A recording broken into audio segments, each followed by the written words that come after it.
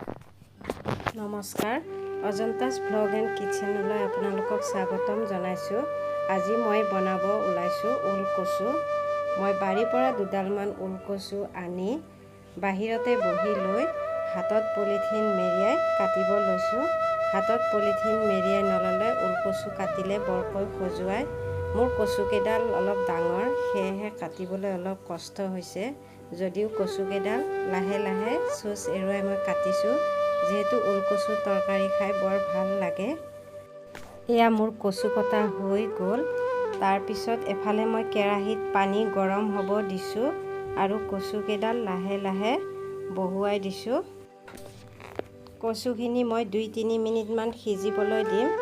তাৰপিছত মই ঢাকোনখন মাৰি দিলোঁ। তাৰপিছত এফালে কেৰাহীত তেল গৰম হোৱাত তাতে মই প্ৰথমতে জিৰা সৰিয়হ কেইটামান দিলোঁ, আদা নহৰুৰ পেষ্ট দিলোঁ, জিৰা ধনিয়া গুড়ি দিলোঁ, জলকীয়া গুড়ি অলপ দিলোঁ আৰু কচুখিনি বহাই দিলোঁ। তাৰপিছত বুট কেইটামান দি লৰাই দিলোঁ ভালকৈ, হালধি নিমখ দিলোঁ। তাৰপিছত আকৌ ঢাকোনখন মাৰি দিলোঁ। আকৌ ভালকৈ লৰাই সৰিয়হ পেষ্ট দিলোঁ। সৰিয়হ পেষ্টখিনি দি পেলাইও মই অলপ ভালকৈ লৰাই দিলোঁ আৰু তাৰপিছত নেমু টেঙাৰ ৰস দিলোঁ। এনেকৈয়ে মোৰ কচুৰ তৰকাৰী ৰেডি হৈ গ'ল। এনেকৈ বনালে খাবলৈ বৰ টেষ্ট হয়। আপোনালোকেও বনাই চাবচোন।